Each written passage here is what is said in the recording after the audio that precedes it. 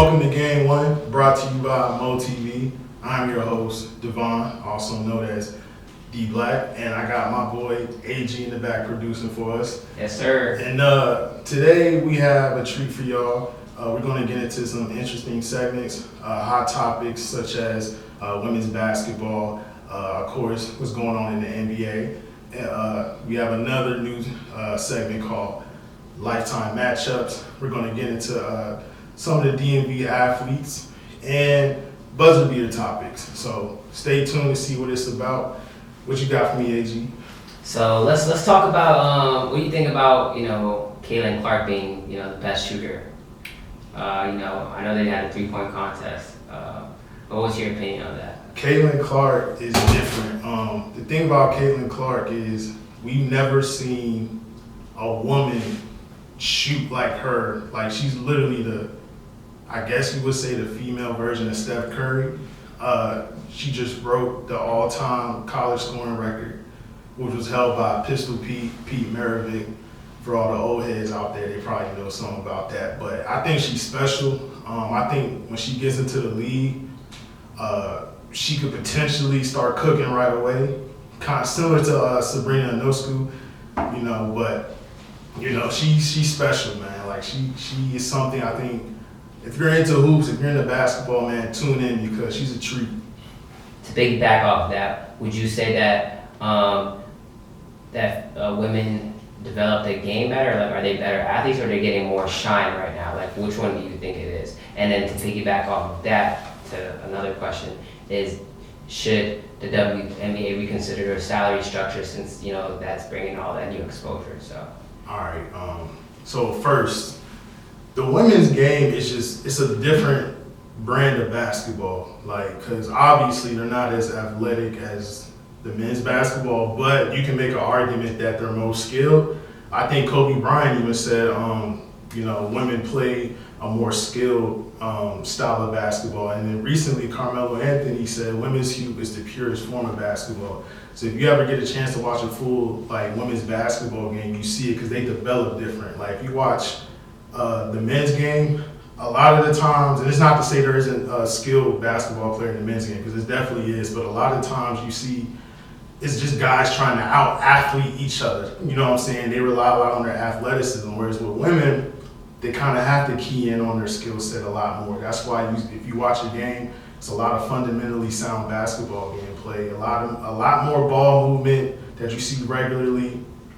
And if you ever go to even at the youth athletic level, a lot of the girls, they seem to be a bit more coachable than the boys, or at least they're more receptive to criticism or how to improve their games. But it's just a different brand of basketball that I feel like it should be appreciated more. And your second question about the salary, so that's an interesting and very nuanced topic. I feel like with the WNBA, in my opinion, I feel like their biggest issue is the marketing.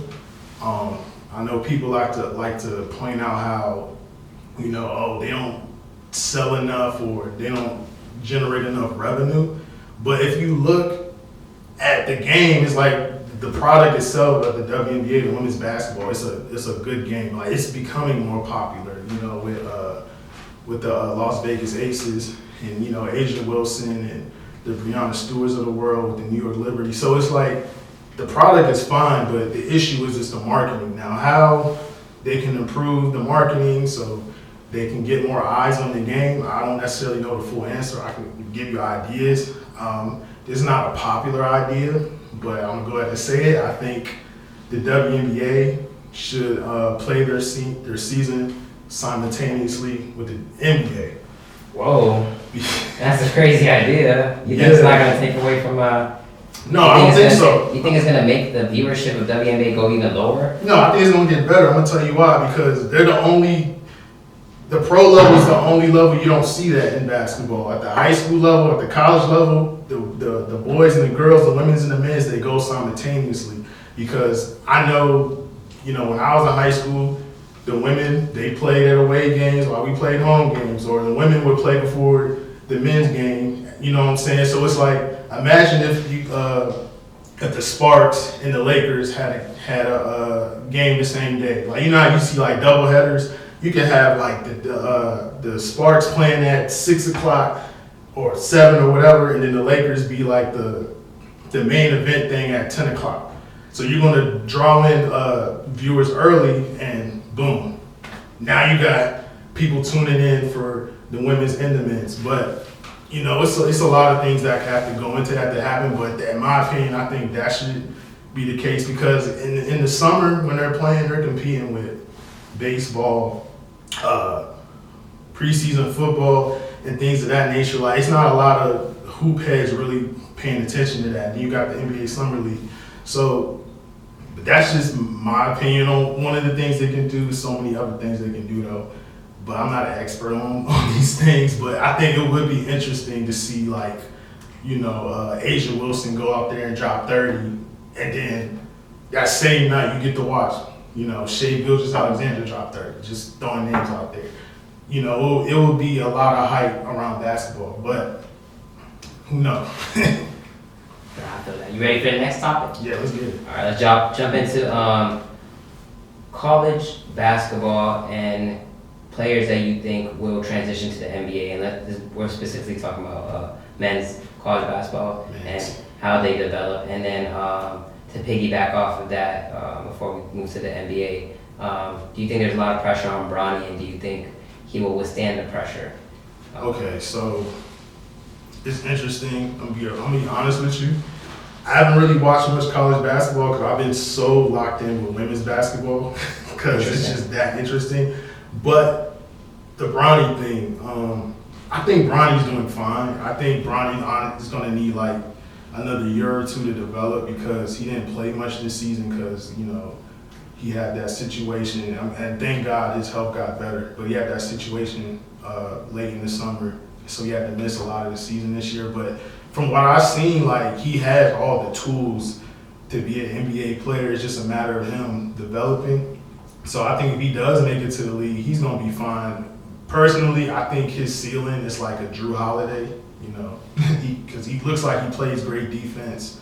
He looks like he plays basketball the right way. He doesn't have like a mentality of like me. It's like you could tell he's Bron's son because, you know, Bron probably has one of, if not maybe the highest IQ in the game of basketball. So you can see that when Bronny's out there, man, he's just out there hooping. He's not necessarily chasing stats. He's not necessarily trying to, you know, be the main guy, even though he could. I'm not saying he can't, but he looks like he plays basketball the right way. And if he keys in on like being like a 3-and-D type player, he'll definitely have a career in the NBA. So I think Bronny's fine. Now, the attention he gets, that's just what it is. He has his dad's name, you know, so he should be fine, though. Okay. And now let's go to the next topic. Let's go to the NBA. Kind of give us, like, you know, your playoff expectations, who you think is going to thrive, who you, if you got to, you know, like, you know, let's ask the, you know, the people who love gambling right now, if you had to put a FanDuel bet right now, who's going to win the championship, who would it be? All right, so if I had to put a FanDuel bet, it's going to sound crazy, but it kind of worked out for me last year. I would put the Denver Nuggets. I would put two bets, actually. I would put the Denver Nuggets and the Miami Heat as a repeat matchup in the finals because I think nobody's touching the Denver Nuggets. Like, I get it, OKC, Minnesota, the Clippers, their top teams in the West is doing their thing, but when I watch Denver play, you have to play a perfect game to beat them, it seems like. When they're on top of their game and they're clicking and they get a lead on you, man, it's I don't say it's over, but it's hard to overcome a team like that because Jokic is such a dynamic center. He fills the stat sheet up, and when you watch him play, you can tell almost damn near anybody you put on him is going to be a mismatch. Outside of maybe Embiid, but unfortunately Embiid's dealing with an injury, so he might not get to play him in the finals with Philly. And then the reason why I have the Heat coming out the East is because it's like the same story almost every season with them. I know Boston is going to be a tough out because, you know, when they're shooting, they're clicking, they're a tough team to beat. But in the course of a 7-game series, I don't know if they can stay hot like that. You know what I mean? And also, the Heat have in my opinion, I think they have an advantage with coaching with Eric Spoelstra. With Eric Spoelstra, he likes to mix things up. I know during the season, he can be a bit stubborn because he doesn't like making a lot of like adjustments, and he plays with his rotations a lot, but he locks in, it seems like, when the playoffs start. And then obviously you got playoff Jimmy. Are you just saying this because you're a Miami Heat fan? No, and you know it's funny. It's funny you say that because I had to bring that. No, it's fun. It's funny you say that because when I talk about the Heat, people think I'm not being objective, and it's like, no, I can be objective about my team. Back when they was like losing, before they got Jimmy from like 2017 to 2019, like I was one of the main ones saying like they're not a good team. And even in 2020 when they made the finals, I didn't think they was going to be that far. Even last year, people that know me know I didn't have them being that good. But this is the 1 year outside of maybe 2022 when there was a 1 seed where I feel like I can see them getting out the East, because when I watch Boston and Milwaukee. Yeah, I was about to say, how about Boston? Boston playing good basketball. Nah, Boston will probably be my next pick, but I feel like the Heat have a mental edge over Boston, because whenever they play them, it's like Jimmy and Tatum at times cancel each other out. Jaylen Brown usually gets off, but I feel like the Heat is one of the first teams to expose how he doesn't have like a left hand, and then you got Porzingis and Drew Holiday. Like those are the new X factors. Like, you know, you got to consider, but the thing about Drew Holiday is it's a player that the Heat has seen before, and they got guards like Caleb Martin. They could put on him. They got Haywood Highsmith that they could put on him, or Jaylen Brown. So it's like they got the guards in the wing to guard these guys. I think the big X factor is actually Porzingis, but historically, Bam, when he matches up with Porzingis, he cooks him. Like straight up, he cooks him. Like, go look. I mean, I can see that. I mean, if I had to pick between Bam or Porzingis, I would probably pick Bam for sure. Right. But you know, Jason and Jalen are two monsters. But now, your opinion is respectable. So your predictions are to finalize. Now, if I'm being completely objective, obviously, I feel like I'll go with everybody. Denver and Boston, but I'm gonna keep it a being. Like, I really think Miami could do it again. It's just a matter of the Heat doing things right. Like, you shouldn't have 6'5" guards guarding Porzingis. Let Bam guard Porzingis. Let Kevin Love guard Al Horford. And like, if they just match up correctly, yeah, they got a shot to beat them, pretty much. How about the Clippers? You don't think the Clippers are gonna? The Clippers can get out the West for sure, but it's the health, and then the Clippers gonna clip. It's just, but they have no reason not to. And then you got James Harden, who historically, like, yes, he puts up great numbers, but he always has like a game or two in a series where he just doesn't come through for you. Paul George, you know how that goes. Paul George, here's the thing about Paul George. Like, I think he's a good playoff player. If you remember, I think it was 2021 when the Suns went, he led that team all the way to the third round. People forget that. You know what I'm saying? It's just, he has been inconsistent at times this season, but I have faith in Paul George. I think he's somebody that's tired of hearing the naysayers, but who knows, man, because he does have some lows in his playoff career. Shout out Damian Lillard. How about OKC to wrap it up before? What's your opinion on the new team? And, do you think they're going to be the next Warriors, like in terms of like the success of their franchise? Listen, man. They can get it done. They're young though. I just gotta see it to believe it with them because they're young. I haven't seen them in a playoff setting before. This is the first year they're really like looking serious, because like that kid Jalen Williams, he's a dog. They got the rookie Chet. They got of course you got Shea, guaranteed 30 every night. So it's like they got a chance, but the experience is the only thing that would have me seeing them not getting past the third round. Honestly, I can see them losing in the second round depending on the matchup. Okay. All right, that's hot topics. Unless you got anything else to wrap up the hot topics. Okay. So next topic is the lifetime matchups. So that's where I'm going to be throwing you some matchups, and then you're going to kind of like let me know your analysis. And these can be so for audience, these matchups are Random players, lifetime. They random can teams, retire, whatever. anything. Yeah. Okay. Steve Francis and Jalen Brunson. That's a good one. Dang, that's a good one. Dang, I just started liking Jalen Brunson a lot. But Steve franchise. And then why? And then so pick the person and They both basically New York legends too. If I had to choose one, I'm gonna go with Jalen Brunson only because I've seen him go crazy in the playoffs. Just last year, he gave the Heat 40. And you know I'm a Heat fan, but out of all the players they played in that playoff run, Jokic and Jamal Murray goes unsaid, but Tatum, Brown, Giannis, Jalen Brunson was the one player that I think I got the most respect for because that series, in my opinion, shouldn't have went more than 5. But he's the reason why he made it competitive. So I'm going with Jalen Brunson. Okay. Next matchup. So I was gonna go with something different, but I'm gonna go with this one. Jason Tatum and Paul George. Oh, Paul George. I'm going with Paul. I get it. Jason Tatum, you know, he's the young guy coming up. He might end up being better than him one day, but I seen Paul George go toe-to-toe with Bron, D-Wade, Chris Bosh, you know, year after year and still do his thing as the lead guy. There's nothing against Jason Tatum because he's been to the finals too. But I prefer Paul George. I think he's a better defender too as well. Okay. All right. So this one is going to be kind of like off the wall. I would say Magic Johnson.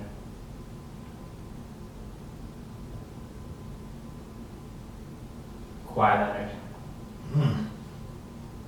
It depends.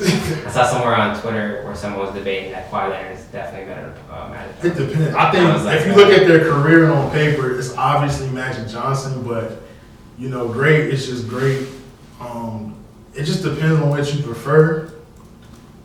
It's tough because they played in 2 different eras, way 2 different eras. Because Paul George is a true 2-way player, where obviously Magic Johnson is the greatest point guard ever. I'm gonna go with Magic though. I'm gonna go with the OG because he's proven. He's won multiple championships to Kawhi's. He has 5 championships to Kawhi's 2, and he's healthy, so a lot. So I'm gonna go with Magic. Okay.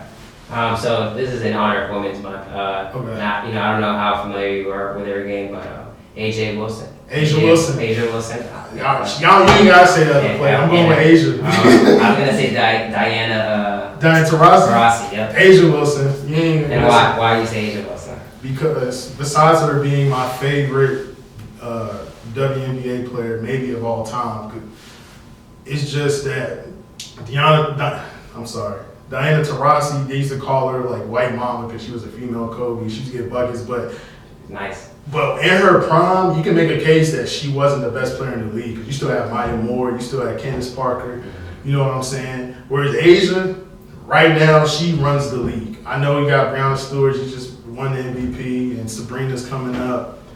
But right now, Asia is the best WNBA women's basketball player in the world. And you stand on that? Yes. And I feel like with Diana, it wasn't as absolute with her. Like it wasn't like you know how like with Jordan, he was running the 90s. He was above everybody else. I really feel like Asia is above everybody else. Whereas you look at Diana when she was doing her thing, she was like battling with other players. If that makes sense. So I'm rocking with Asia. Cool. All right, so that's lifetime matchups. Next time we're gonna do that with a guest, and you're gonna run it. We're gonna run those questions on them. But should be fun. Yeah.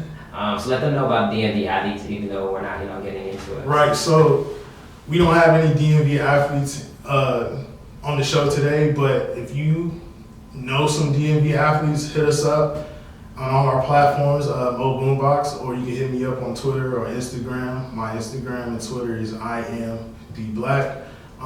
But we will be looking for DMV athletes to get in contact with and potentially have on our show and showcase and spotlight the great things that they're doing.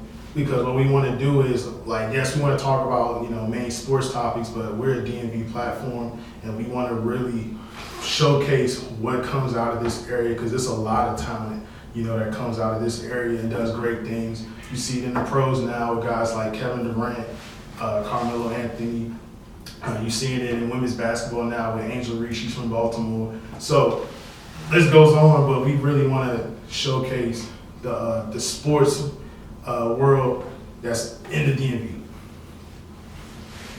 Cool. And last topic, I think this is my favorite one. It's buzzer beater topic. So you literally have 30 seconds to answer your question. To answer your opinion on the question I ask you, or to just answer whatever you're feeling or whatever on that topic. Okay.